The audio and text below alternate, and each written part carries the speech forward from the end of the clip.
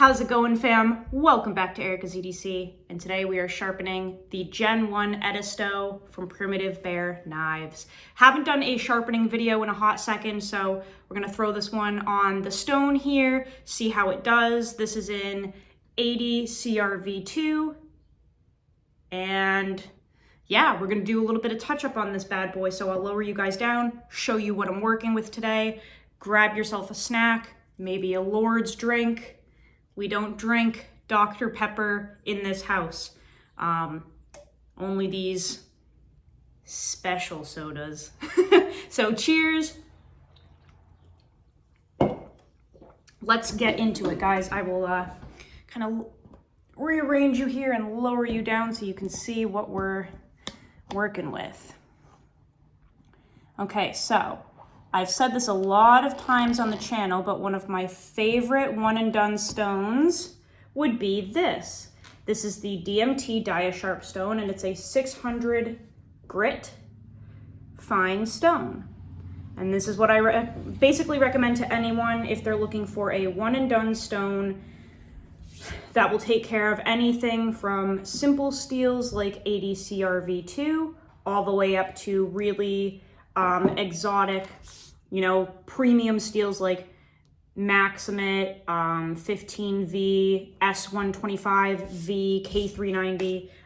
This will do it all, guys. So we're gonna see how it does on this Edisto here today.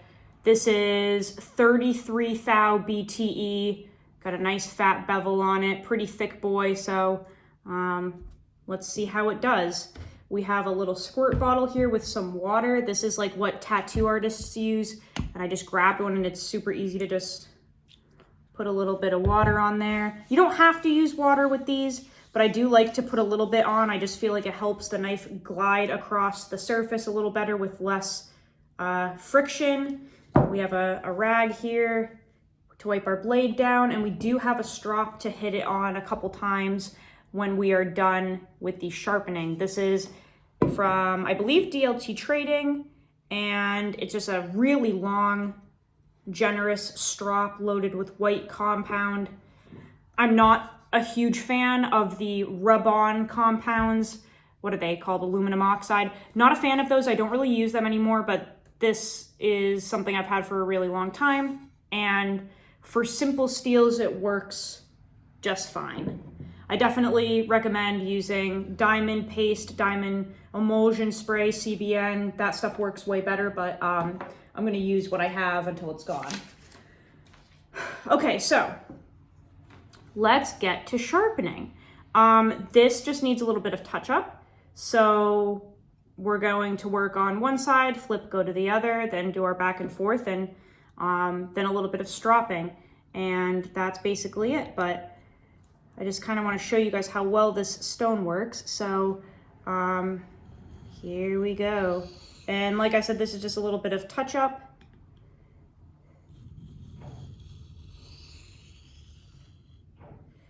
But this stone is really great for basically anything that you're going to need it to do. I really like this stone. And this goes for any 600 grit diamond stone.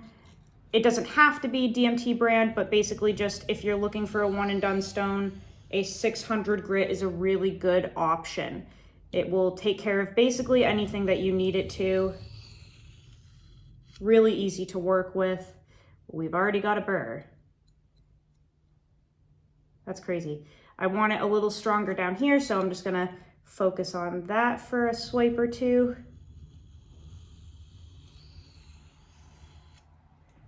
And I'm not really applying any pressure, even if it looks like it. I'm more or less just trying to keep it really stable.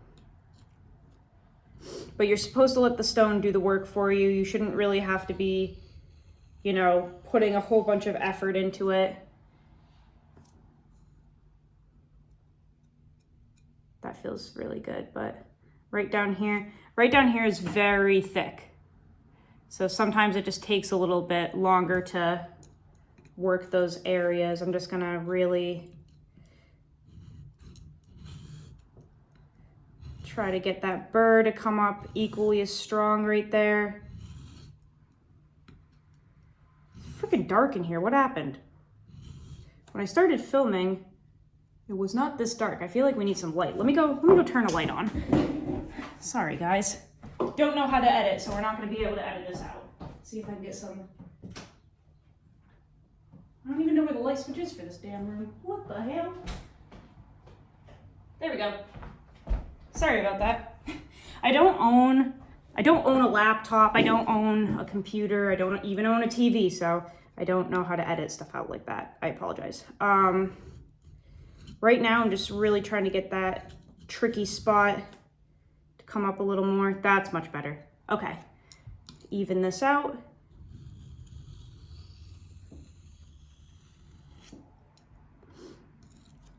Yeah, I'm not like the biggest fan of technology. I literally do not watch TV, don't watch movies, don't use any technology really other than my phone, so no editing here. Okay, we've got a really nice burr. What I'm gonna do is work on my other side, but of course, as always, before we do that, we wanna gently knock off that burr instead of breaking it. So I'm gonna do a stropping pass or two to just kind of reduce that burr down. I don't wanna just jump right into it and break it off. I wanna very gently reduce it.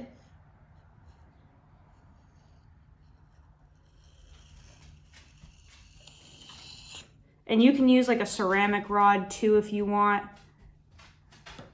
You don't have to use the stone that you're working on, whatever you're comfortable with.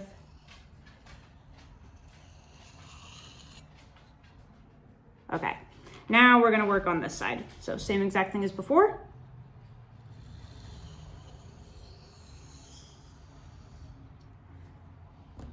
Move you guys so you can see this angle. There we go.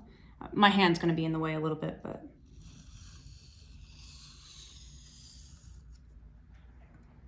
Just nice and gentle, building the burr up on this other side now.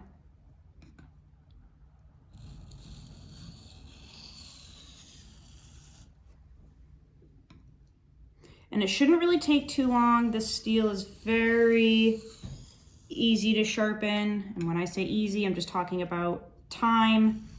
It takes minimal time to sharpen.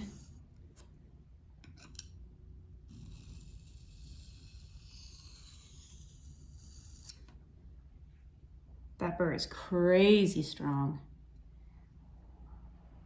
Gonna focus a little bit here and a little bit at our tip, then we should be good to go.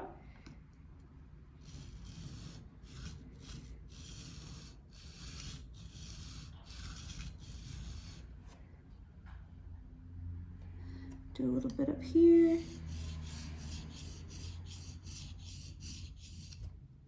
Yeah, okay.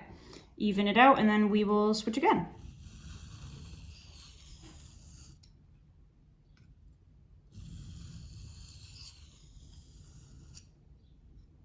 Nice, okay. So same thing as before, we're going to knock that burr off very gently and then just go back and forth and see what we've got there.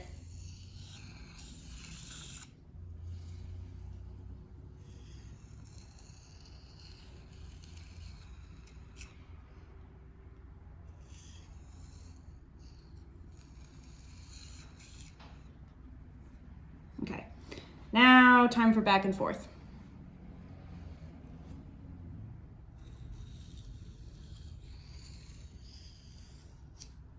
But this video is kind of just to show like a general idea of what to expect from this stone here, because it really is one of my favorites, and it makes really quick and easy work of basically anything. I really enjoy it.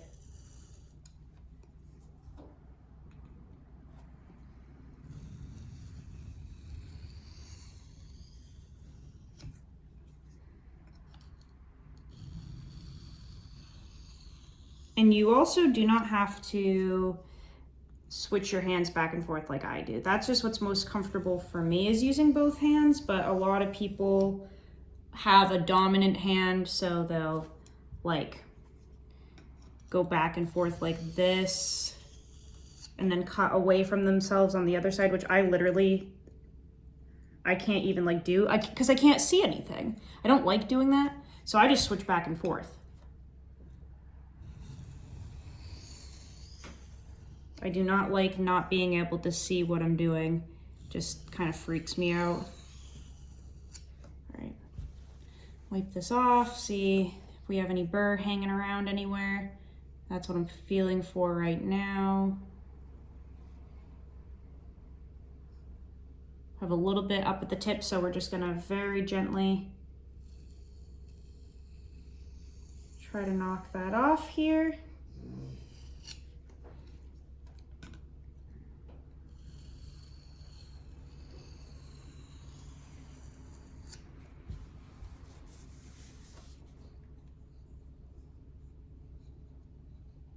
Still got a little bit right up there.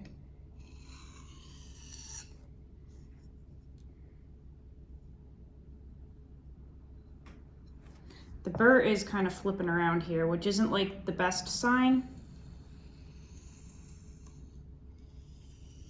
But this is the first sharpening on this knife, so I'll let it slide this time.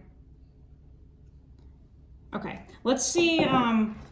We can get a couple little strops out of it, and then we'll check out the edge. Basically, when you have a burr that flips back and forth, when it's kind of finicky like that, it can just be a result of you know, a poor heat treat.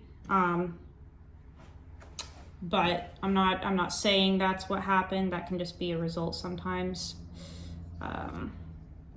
Let's see what happens if we do a little strop here.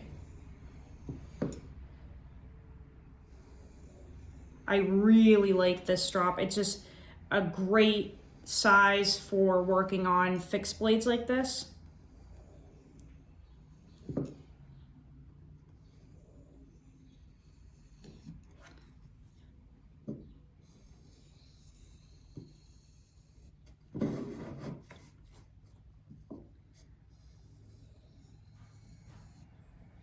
But the reason I'm not the biggest fan of the aluminum oxide compounds is because they break down so quickly that you're not really getting anything out of them. Like, basically the first time that you use them, they break down and they disintegrate essentially, and they're kind of deemed useless at that point, the particles, I guess you could say. Whereas with CBN, diamond emulsion spray, diamond compound, that's not happening because the diamonds don't really break down. It's on a microscopic level, of course, but these synthetic diamonds are so strong that they don't break down like this. So I think at this point, because of what's on the market now, because of what we have access to, I just don't really see a point in using the aluminum oxide compounds anymore. I think they're outdated. I think they're a waste of money. Basically, you should just use diamond emulsion compounds and sprays and stuff. But I have these from back in the day, so I'm not just gonna throw them out. I'll just use them, you know, which this strop clearly has to be cleaned and reloaded, so we'll work through them eventually.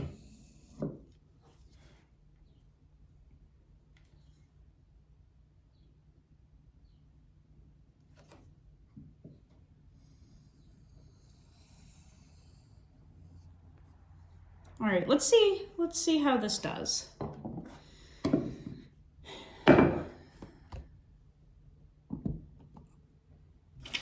Should be pretty maintenance free because it's just ADCR V2. It's a pretty simple steel, but let's see if we're okay now. Yeah. So that's plenty sharp, I would say. The cool thing about this steel is that it takes a crazy toothy edge, as you can as you can tell. Let me lift you guys up a little bit. It's definitely like a decent steel for outdoor activities because it is very tough. There we go. And it's easy to maintain in the field, right? So that, I think that's kind of part of the appeal of this steel. I wish that this was not being silly. Sorry that the lighting is so bad, guys. Yeah, I think, you know, part of the appeal here is that it's easy to touch up, very, you know, minimal time that you have to put into it. Clearly, all you need is a 600 grit stone and a strop. Maybe we could have even done without the strop, but very easy to work on, right? Not very time consuming.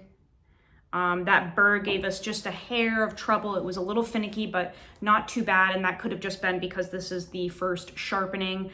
A lot of times you can kind of work through that stuff as time goes on and put more edges on it. But that was really like hassle-free. 16 minutes, right? And we've been talking.